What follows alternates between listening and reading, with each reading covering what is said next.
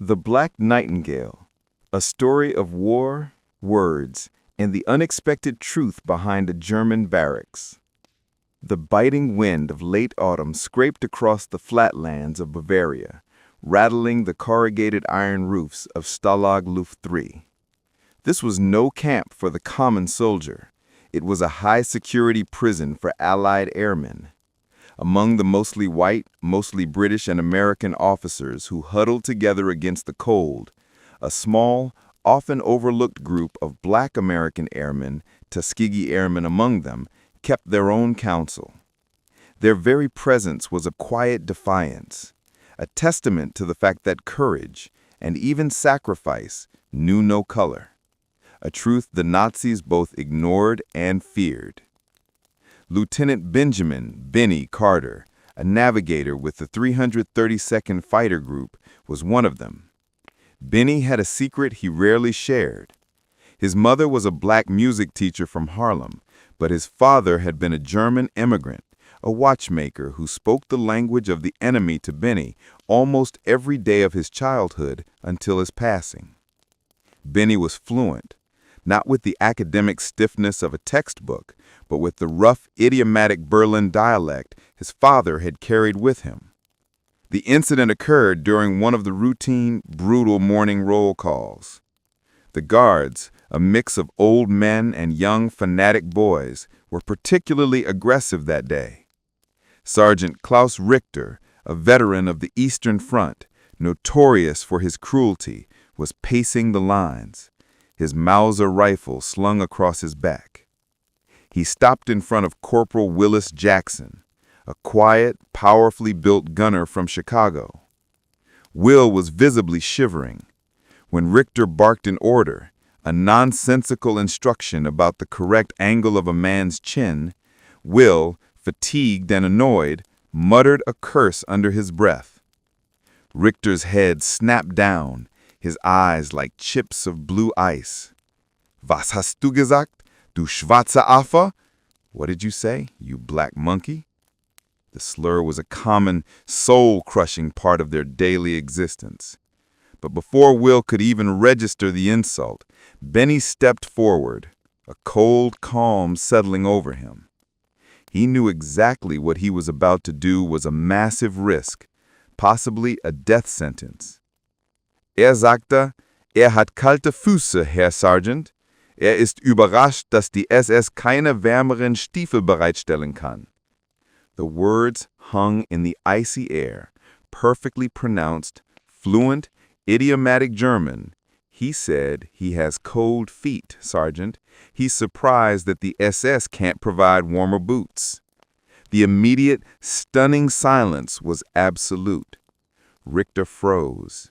The guards behind him, their faces typically contorted in bored malice, stared, their jaws slack. The other POWs, understanding only the sudden, intense shift in the atmosphere, leaned in, baffled. Richter slowly turned his entire body to face Benny. His eyes searched Benny's, looking for the trick, the mockery. He took a hesitant, almost cautious step closer. "Du sprichst unsere Sprache? Woher? Du bist Amerikaner, nicht wahr?" "You speak our language? From where? You're an American, aren't you?" Richter's voice was suddenly low, stripped of its bluster, tinged with a genuine, unnerving curiosity. Benny held the guard's gaze, refusing to flinch. "Ja, ich bin Amerikaner, aber ich bin auch der Sohn eines Berliners. Mein Vater nannte mich immer seinen Nachtwagel, seinen Nachtigall, der die Geheimnisse des Abends kennt. Yes, I am American, but I am also the son of a Berliner. My father always called me his nightingale, his Nachtigall, who knows the secrets of the evening." The use of the word Nachtigall, nightingale, a word of deep poetic and cultural resonance in German literature and song, had a profound, unexpected effect. Richter's face, which had been set in a mask of brutal authority, flickered with an expression Benny couldn't place. Was it recognition, nostalgia, or simple shock? From that moment, everything changed. The daily roll call became a tense, silent waiting game. Richter and the other guards stopped using the egregious racial slurs, not out of respect, but out of a paralyzing confusion. How could this black man, the very embodiment of the enemy's inferior race, speak the language of Goethe and Schiller with such native proficiency? The camp's high command, alerted to the anomaly, launched an investigation. They interrogated Benny, trying to break his story, convinced he was a spy or a plant. But Benny was truthful. His details of Berlin's small streets and childhood memories so accurate they chilled the Gestapo interrogator, Hauptsturmführer Müller, who had been raised near the same neighborhood. The incident evolved into a dangerous, unexpected power dynamic. The guards, stripped of their easy, dehumanizing language barrier, were suddenly faced with the humanity and the sheer cultural familiarity of their prisoner. They started testing him not with cruelty, but with philosophical and cultural questions. Was halten Sie von Rilke, Carter? What do you think of Rilke, Carter? A young arts-obsessed guard named Dieter once asked him, throwing a question about the famous German poet at him during a routine work detail.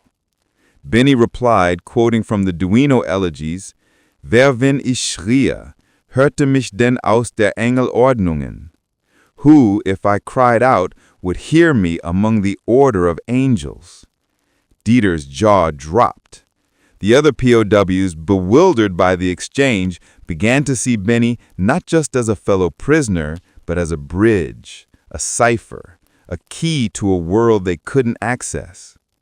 The nickname given to Benny by the guards, now repeated with a strange mix of respect and fear, stuck.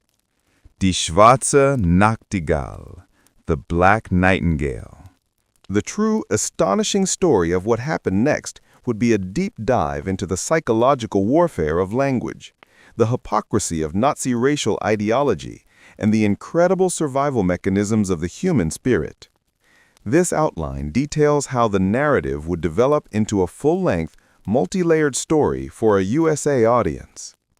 Chapter 1 through 5, The Cultural Weapon, The Power Shift, detail how Benny's fluency immediately destabilizes the guards' sense of superiority. The guards are trained to see the black POWs as subhuman. Benny's perfect German contradicts their propaganda at a fundamental level. The interrogation. Expand on the questioning by Hauptsturmführer Müller. Müller is not just trying to verify a spy. He is defending his own ideological reality. The detailed, intimate Berlin knowledge Benny possesses creates a psychological fissure in Müller's belief system. The other POWs. Explore the reactions of the white American and British POWs. Some are suspicious, some are grateful for the momentary relief from cruelty, and some realize the profound irony of a black man, a marginalized figure in his own country, becoming their unwitting cultural shield in the enemy's land. Chapter 6 through 12, The German-African Connection and Nazi Hypocrisy. The Guard's Secret. Introduce a key, complex German character, perhaps Sergeant Richter, or a new officer, Captain Hoffman, who had served in German Southwest Africa, modern-day Namibia, before World War I. Hoffman has a conflicted past and recognizes the cultural and linguistic skills of colonial-era Africans, creating an internal conflict with Nazi dogma. The language lessons. Benny realizes he can exploit the situation. He subtly starts teaching the guards. He translates American slang and jokes, making them laugh in spite of themselves, humanizing the POWs one phrase at a time. The guards, in turn, teach him about German military life, unintentionally leaking valuable intelligence. A hidden library. Benny discovers a small, hidden collection of banned German literature, Heine, Mann, etc., in the camp's storage. He begins trading German poetry recitations with a few of the more sensitive guards for extra rations or medical supplies, turning a cultural exchange into a survival economy. Chapter 13 through 20, the Tuskegee Connection and the Great Escape. Intelligence gathering. The Black POWs, Benny, Will Jackson, and others use Benny's unique access to gather information on camp movements, guard shifts, and air defense positions, all spoken in German during casual conversations with the guards. This becomes the most reliable intelligence stream in the camp. The plan. The focus shifts to the planning of an escape, not the famed Great Escape, but a separate, small-scale, deeply nuanced breakout where Benny's fluency is the central, non-negotiable component of the strategy. The identity swap. Benny uses his fluency to create a fake identity, perhaps posing as a visiting German-speaking engineer or a low-ranking officer being transferred. The challenge is the racial element. How does a Black American POW pass in Nazi Germany? The answer lies in the psychological blind spot. No one expects a Black American POW to be a flawless German speaker. It is so unbelievable, it becomes believable. Chapter 21 through 27, The Escape and the Road to Freedom. The night. The escape scene is tense, relying on flawless German dialogue. Benny has to talk his way past multiple checkpoints, all while maintaining a rigid, cold German military persona. The betrayal/sacrifice. One of the German guards, perhaps the young arts-obsessed Dieter, makes a choice. Does he help Benny, risking his life for a man who has shown him humanity, or does he betray him to save himself? The story would lean into a partial, complex assistance that highlights the guard's moral ambiguity. The train journey. Benny and a few fellow POWs, including Will Jackson, are now on the run. They navigate the German countryside, hiding in plain sight. Benny must speak German constantly, often in tense situations, buying food, asking directions, or charming a lonely German civilian woman who might be an informant. The dialogue is everything. Chapter 28 through 35, The Final Crossing and the Aftermath. Crossing the border. The final perilous crossing into Switzerland or Allied lines. A last-minute confrontation with an SS patrol forces Benny to use his full linguistic and cultural knowledge in a life-or-death performance. He must convince the SS he is one of them, or die trying. The truth revealed. Upon reaching Allied territory, the intelligence gathered by Benny is relayed. It is so precise and valuable that it immediately alters Allied bombing strategy. The return home. Benny returns to the United States. The irony of the situation is staggering. He was respected, even feared by his Nazi captors for his cultural superiority, yet he returns to a segregated America where he is a second-class citizen. Chapter 36 through 40 plus, Epilogue and Legacy. Post-war life. Benny and Will reunite years later. They discuss the profound, strange experience of the camp. The German language, once a shield, is now a painful reminder of the war's hypocrisy. The archive. The story ends with a researcher, the narrator's voice, representing a modern USA audience, discovering the official German records of Stalag Luft III, which contain bizarre coded notes about die Schwarze Nachtigall and the unusual cultural sensitivity of the Black American Airmen. The final realization is that Benny's fluency didn't just save his life, it momentarily shattered the core of Nazi ideology, proving that culture and language are more powerful than hate.